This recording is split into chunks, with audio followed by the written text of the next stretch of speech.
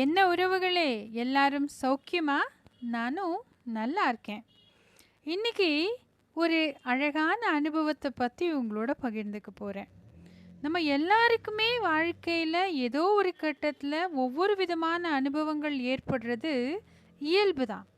அதில் சில அனுபவங்கள் நமக்கு மகிழ்ச்சியை தரக்கூடியதாகவும், சில அனுபவங்கள் கொஞ்சம் கோபத்தை உண்டு பண்ணுறதாகவும், சில அனுபவங்கள் குறும்புத்தனமாகவும் இருக்கும். இதில் எத்தனை பேர் குறும்புத்தனத்தை விரும்புவீங்கன்னு எனக்கு தெரியாது.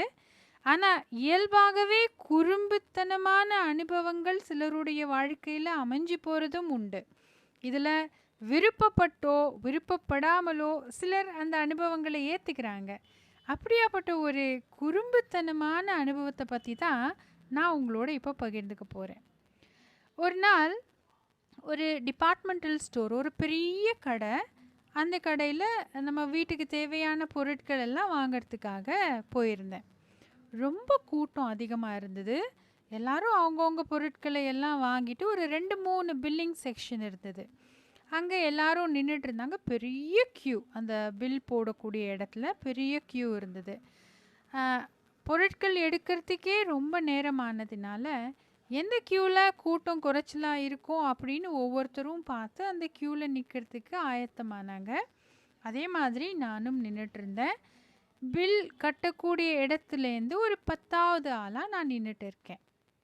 அப்போது என்னாச்சு, ஒவ்வொருத்தருக்கா அவங்க வாங்கின பொருட்களை எல்லாம் செக் பண்ணி பில் பண்ணிட்டு இருக்காங்க. அப்படி போய்கிட்டே இருக்கும் பொழுது இப்போது 10வது இடத்துல இருந்த நான் 6வது இடத்துக்கு வந்திருக்கேன். அப்போது ஒரு லேடி, ஒரு பெண்மணி தன்னுடைய பில்லிங் எல்லாத்தையும் போட்டுக்கிட்டு இருக்காங்க. பொருட்களை எல்லாம் செக் பண்ணிக்கிட்டு என்னென்ன வாங்கினாங்களோ எல்லாம் போட்டாச்சு. இப்போ கடைசியாக பணம் கொடுக்க வேண்டிய தருவாய். அந்த பெண்ணோட வந்த அவங்களுடைய கணவர் என்ன பண்ணியிருக்காரு, பக்கத்தில் கொஞ்சம் தள்ளி ஃபோனில் பேசி, நீ முடித்ததும் என்னை கூப்பிடு, நான் பணம் கொடுக்குறேன், கார்டு கொடுக்குறேன் அப்படின்னு சொல்லிட்டு அவர் ஃபோனில் பேசுகிறதுல மும்முரமாக இருந்திருக்காரு. பேசிக்கிட்டே இருக்காரு. எப்போ நான் 10வது இடத்துல இருந்தனோ அப்போ பேச ஆரம்பித்த மனுஷன் இப்போ நான் 6வது இடத்துக்கு வரும் பொழுதும் பேசிக்கிட்டே இருந்திருக்கார். நாங்கள் எல்லாரும் அதை சும்மா அப்படி நம்ம பொதுவாகவே மற்றவங்க என்ன பண்ணுறாங்கங்கிறத பார்க்கறதுல ஆர்வமாக இருப்போம் இல்லையா, அந்த மாதிரி எல்லாரும் அப்படி இப்படி சுற்றி பார்க்கும் பொழுது அந்த மனுஷன் பேசுகிறதும் நாங்கள் எல்லாருமே பார்த்துக்கிட்டு இருந்தோம். இந்த அம்மா என்ன பண்ணினாங்க, அவருடைய மனைவி அவங்க பில்லிங் வந்ததும் பேமெண்ட் பண்ணணுங்கிறதுக்காக தன் கணவரை கூப்பிட்டாங்க. என்னங்க என்னங்க அப்படின்னு 2-3 முறை கூப்பிடுறாங்க. அவர் திரும்பியே பார்க்கல, கவனிக்கவே இல்லை. அவருடைய பேரை சொல்லி சிவகுமார் அப்படின்னு சொல்லி 2-3 முறை கூப்பிட்டாங்க. அப்பவும் திரும்பி பார்க்கல.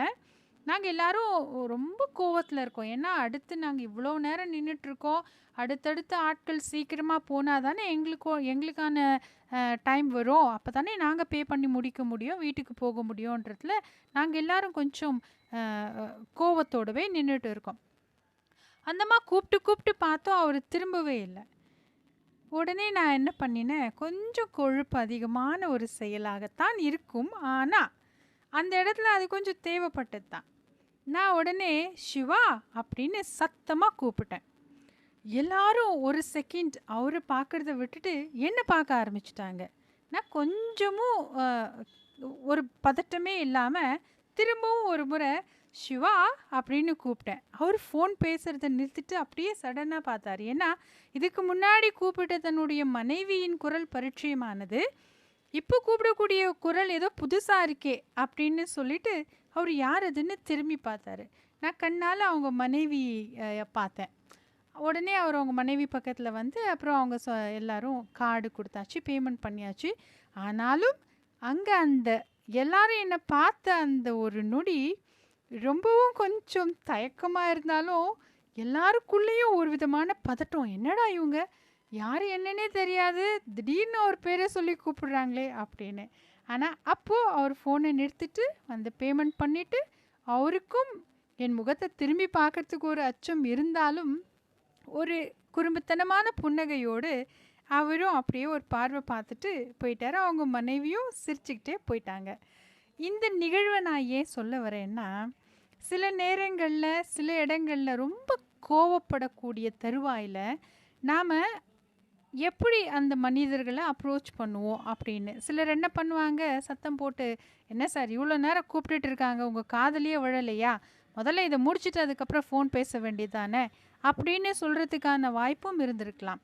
ஏன்னா எனக்கு முன்னாடி இருக்கக்கூடியவர்களும் ரொம்ப நேரம் காத்துக்கிட்டு இருக்காங்க, எனக்கு பின்னாடி இருக்கக்கூடியவர்களும் இன்னும் ரொம்ப நேரம் காத்துக்கிட்டு இருந்தால் தான் அவங்களோட பில்லிங் செக்ஷனே முடியும் இல்லையா, அவங்களோட பில்லிங் பார்ட்டே வரும். அந்த நேரத்தை நாம் எப்படி ரொம்ப ஜோவியலாகவும் காமெடியாகவும் பெரிய ஒரு மன வருத்தம் இல்லாத ஒரு சம்பவமாகவும் மாற்றணும் அப்படின்னாக்கா, சில நேரங்களில் சில விதமான குறும்புத்தனங்கள், யாருக்கும் பாதிப்பு ஏற்படுத்தாத விதத்தில் நடக்கக்கூடிய குறும்புத்தனங்கள் நிச்சயமாக எல்லாராலையும் ரசிக்கப்படக்கூடிய ஒன்றாகத்தான் இருக்கும்.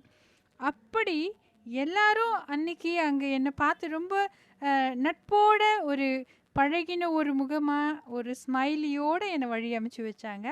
அந்த தருணம் எனக்கு ரொம்பவே பிடிச்சிருந்தது. அப்படி உங்கள் வாழ்க்கையிலும் ஏதாவது ஒரு குறும்புத்தனமான தருணம் ஏற்பட்டு இருந்தா, அந்த சிவகுமார் அப்படிங்கிற தோழரால் நிச்சயம் என்னை மறந்திருக்கவே முடியாது. அதே மாதிரி உங்கள் வாழ்க்கையிலும் ஒரு குறும்புத்தனமான நிகழ்வு ஏற்பட்டிருந்தா கமெண்ட்டில் சொல்லுங்கள். நாம் எல்லாரும் அதை படித்து ரசிப்போம். மீண்டும் ஒரு சிறந்த சிந்தனையோடு வாங்க தமிழோடு பேசுவோம்.